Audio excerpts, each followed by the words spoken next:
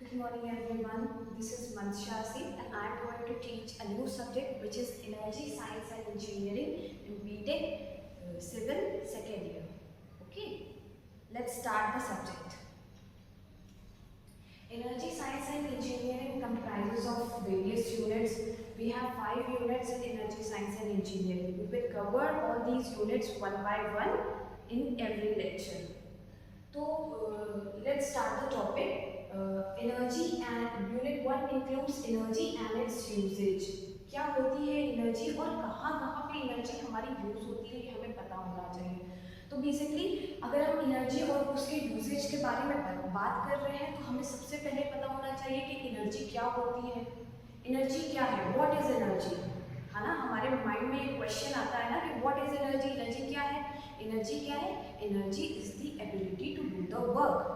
कार्य करने की जो भी क्षमता होती है उसे हम क्या कहते हैं, एनर्जी कहते हैं। क्या इस संसार में, क्या इस दुनिया में जो भी चीजें हो रही है क्या वो बिना एनर्जी के हो रही है।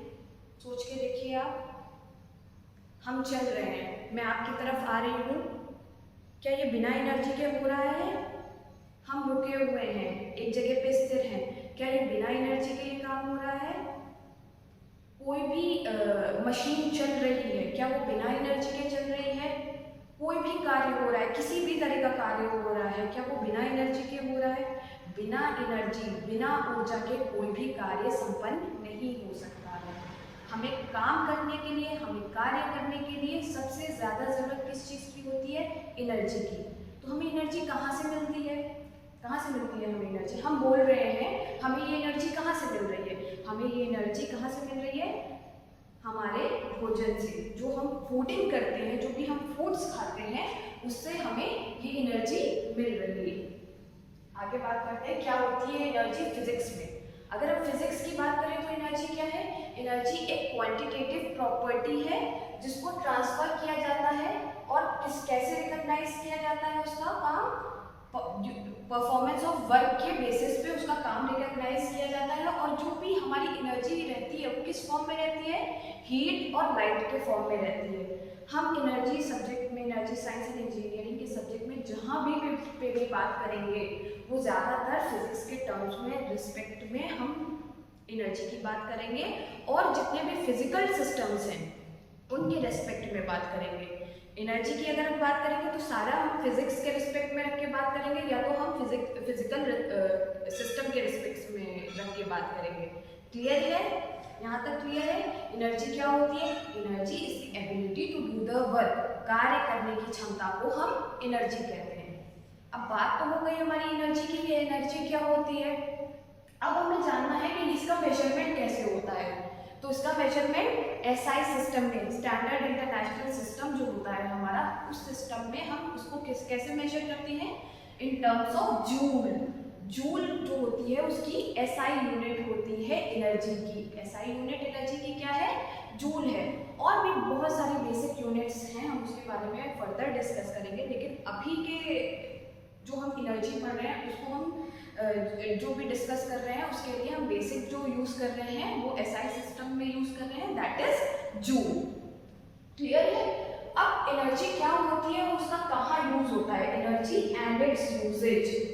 कहाँ कहाँ पे हम एनर्जी यूज करते हैं। हमने वेरी स्टार्टिंग लेक्चर में हमने बताया था कि बिना किसी कोई भी आप कार्य कर रहे हैं तो आपको एनर्जी की जरूरत होगी। आप चल रहे हैं, आपको एनर्जी की जरूरत है। मैं यहाँ पे हूँ, यहाँ से मूव करके दूसरे प्लेस पे जा रही हूँ, एनर्जी की जरूरत है।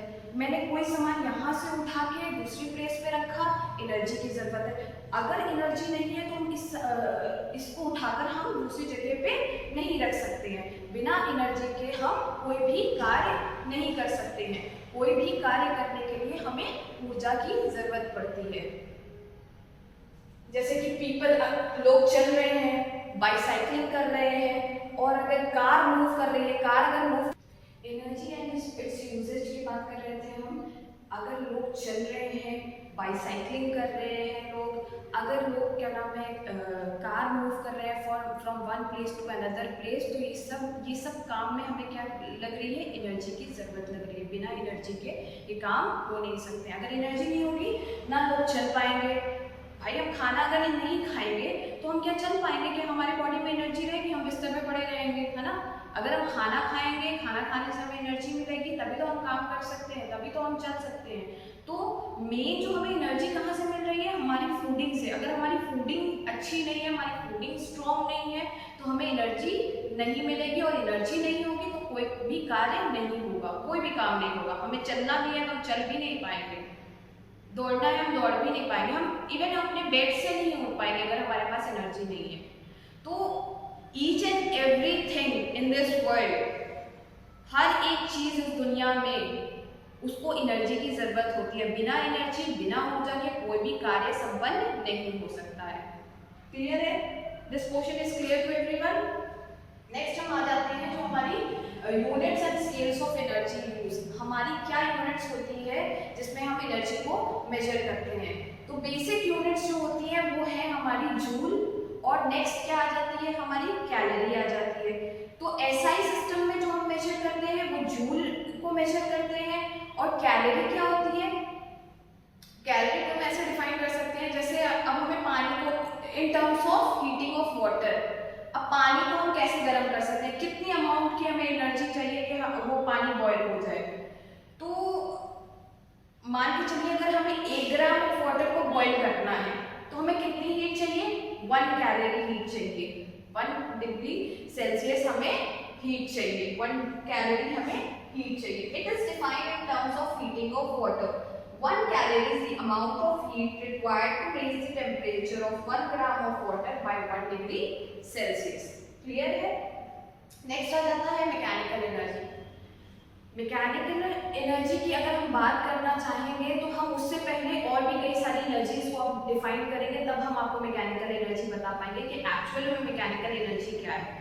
मैकेनिकल एनर्जी से के पहले हम कौन सी एनर्जी की बात करेंगे, हम पोटेंशियल एनर्जी की बात करेंगे, हम काइनेटिक एनर्जी की बात करेंगे। सुना होगा आपने पोटेंशियल एनर्जी और काइनेटिक एनर्जी क्या होती है। What is mechanical energy? तो मैकेनिकल एनर्जी से पहले हम बात करेंगे पोटेंशियल एनर्जी की और काइनेटिक एनर्जी की। क्या पोटेंशियल एनर्जी होती है और क्या काइनेटिक एनर्जी होती है। तो पोटेंशियल एनर्जी को समझने के लिए बहुत ईजी है। अगर हम खड़े हुए हैं, कोई भी बॉडी, हमारी बॉडी अगर रुकी हुई है, स्थिर है, मूवमेंट नहीं हो रहा है, तो वो क्या है, हमारी पोटेंशियल एनर्जी है, जिसको हम स्टोर्ड एनर्जी भी बोलते हैं। ठीक है, हमारे बॉडी के अंदर कुछ इंटरनल एनर्जीज होंगी, जो भी हमारी इंटरनल एनर्जीज है, जो भी हमारी स्टोर्ड एनर्जीज है, वो क्या है, हमारी पोटेंशियल एनर्जी है। अब नेक्स्ट स्टेप पे आते हैं। जैसे ही हमारी बॉडी में मूवमेंट होता है, हम चल रहे हैं, हमने थोड़े स्टेप्स आगे बढ़ाए, फिर हम बैक आ गए अपनी जगह पर, तो ये क्या है, अब मूवमेंट हो गया हमारी बॉडी में। जैसे ही मूवमेंट होगा वो पोटेंशियल एनर्जी किसमें, स्टोर्ड एनर्जी किसमें कन्वर्ट हो जाएगी, काइनेटिक एनर्जी में कन्वर्ट हो जाएगी। हमारी जो भी स्टोर्ड एनर्जी है वो किसमें कन्वर्ट हो जाएगी, काइनेटिक एनर्जी में कन्वर्ट होगी। कैसे कन्वर्ट होगी, पहले स्टोर्ड है, मूवमेंट जैसे ही हुआ काइनेटिक एनर्जी हो गया। जब तक स्टोर्ड है पोटेंशियल एनर्जी, मूवमेंट हुआ काइनेटिक एनर्जी। क्लियर है पोटेंशियल एनर्जी क्या होती है और काइनेटिक एनर्जी क्या होती है। एक एग्जांपल से, हम एक डायग्राम से आपको और क्लियर समझा सकते हैं। एक टॉप ऑफ द हिल है, ठीक है, यहाँ पर एक बॉल रखी हुई है, ठीक है, एक बच्चा है, यहाँ पर ये बॉल रखी हुई है। इस बच्चे ने इस बॉल को धक्का दे दिया, ये बॉल यहाँ से अपनी जगह चेंज करके यहाँ पे आ गई। ठीक है, इनिशियली जो बॉडी, हमारी बॉल यहाँ पर थी तो क्या थी, स्टोर्ड एनर्जी थी, यानी कि हम उसको बोल सकते हैं पोटेंशियल एनर्जी। जैसे ही इस लड़के ने इस बॉल को धक्का दिया, बॉल का मूवमेंट हुआ, वो किस में कन्वर्ट हो गया, काइनेटिक एनर्जी में।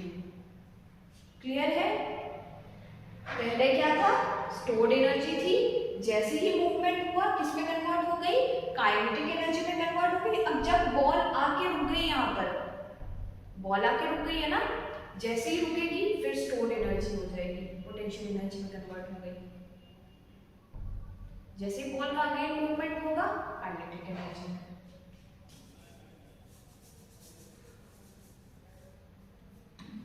तो आई थिंक इस एग्जाम्पल से आपको और क्लियर हो गया होगा कि पोटेंशियल एनर्जी क्या है और काइनेटिक एनर्जी क्या है।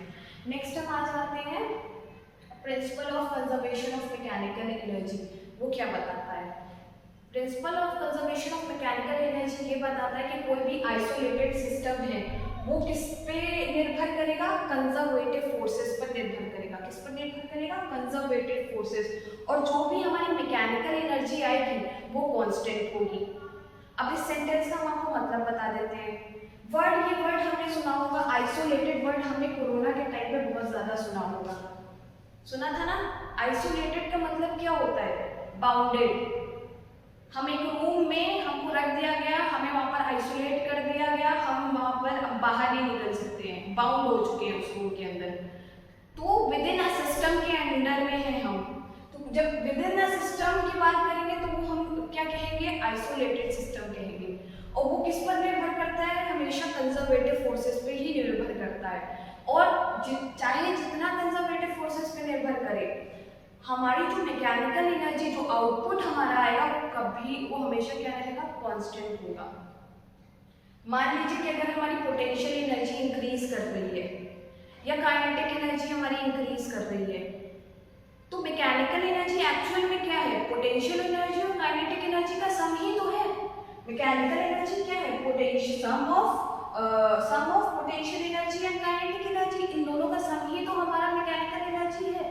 चाहे पोटेंशियल एनर्जी इंक्रीज कर जाए, चाहे काइनेटिक एनर्जी इंक्रीज कर जाए, जो भी सम आएगा वो एक कांस्टेंट ही तो होगा, है ना। सम जो हमारा रहेगा उसको तो हम चेंज नहीं कर सकते हैं ना। अगर हमारी पोटेंशियल एनर्जी इंक्रीज कर रही है, काइनेटिक एनर्जी हमारी डिक्रीज कर रही है, सम तो हमारा उन दोनों का जो समेशन होगा उन्हीं से रिलेटेड हमारा आउटपुट आएगा। तो वो मैकेनिकल एनर्जी हमारी कभी नहीं चेंज होगी, चाहे हमारी पोटेंशियल एनर्जी इंक्रीज करे, चाहे हमारी काइनेटिक एनर्जी इंक्रीज करे। तो लास्ट पॉइंट हमें यही बता रहा है, if an object moves in opposite direction, कोई भी ऑब्जेक्ट है वो ऑपोजिट डायरेक्शन में जा रहा है, तो जो भी पोटेंशियल एनर्जी होगी विल इंक्रीज। ऑपोजिट डायरेक्शन में जा रहा है तो पोटेंशियल एनर्जी इंक्रीज करेगी और स्पीड उसकी चेंज हो जाएगी, ऑब्जेक्ट की जो स्पीड होगी वो चेंज हो जाएगी अगर पोटेंशियल एनर्जी इंक्रीज कर रही है। और kinetic energy of the object also changes. अगर पोटेंशियल एनर्जी हमारी इंक्रीज कर देगी तो काइनेटिक एनर्जी ऑटोमेटिकली चेंज हो जाएगी। स्टोर्ड एनर्जी है, जैसे ही कन्वर्ट हुई काइनेटिक एनर्जी में तो इंक्रीज किया पोटेंशियल एनर्जी, पोटेंशियल एनर्जी जैसे ही इंक्रीज होगी हमारा काइनेटिक एनर्जी भी चेंज हो जाएगी। तो लास्ट पॉइंट हमारा ये डिस्क्राइब कर रहा है। That's all for today. We will continue the next topic in the next session. Okay. Thank you.